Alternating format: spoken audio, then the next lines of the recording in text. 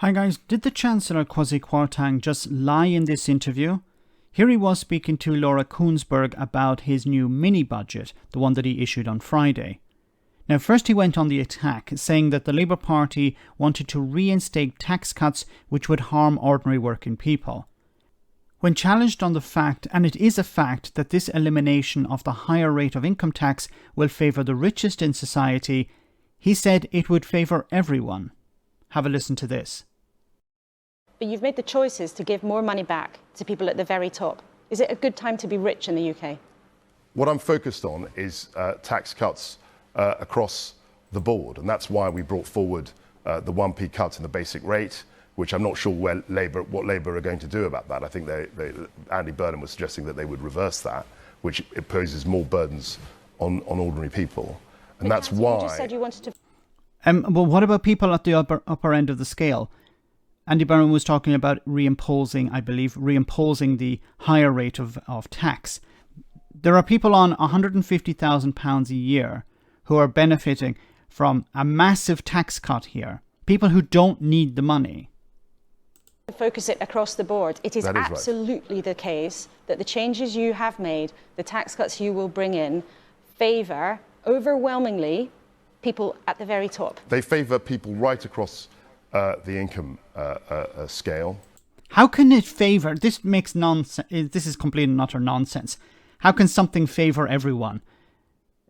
The definition of favouring means it's for one group of people. Obviously, you've given a tax cut of 5% to the richest in society, and you've given a tax cut of 1% to the poorest in society. Obviously, why didn't you do it the other way around? Why didn't you give the poorest in society a massive tax cut and give the richest in society a smaller tax cut? Now, even a 1% tax cut would benefit the upper class and the rich much more than a bigger tax cut to the poorer because of the amount of money they earn. There's the head of a betting company who's expected to benefit to the level of something like £20 million. This tax cut is going to hand her £20 million. And Kwasi Kwarteng is saying, no, it benefits everyone. It favours everyone, sorry. And that's what's most important. Actually, one of the things that I really did agree with Sir Keir about is that it's British people that are driving economic growth. But many people, most people actually, work in businesses.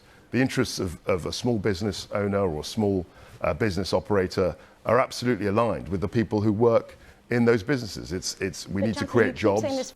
Then why don't you give them the same amount of money? Why are you giving the business owners a 5% income tax cut and you're giving the workers a 1%?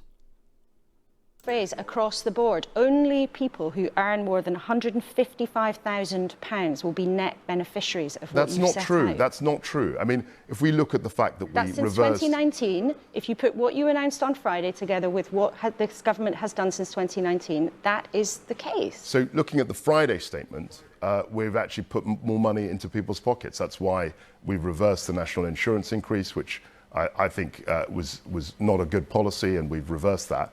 And also we're bringing forward the cut in the basic rate. And there's more to come. We've only been here 19 days. I want to see over the next year, people retain more of their income, because I believe that it's the British people that are going to drive this economy. And that's why I want people to retain more of the income that they earn.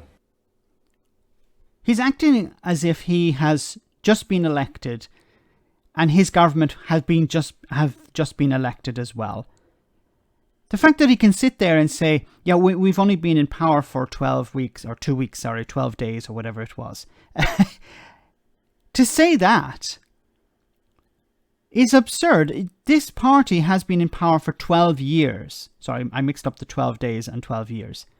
This party has been in power for 12 years. He has been a minister for I don't know how long. He was part of Boris Johnson's government.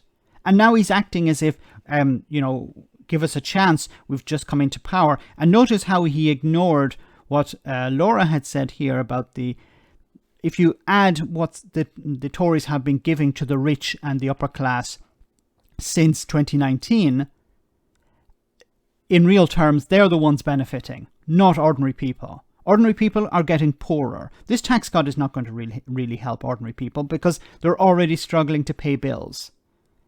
The people who are benefiting, of course, as always, are the rich.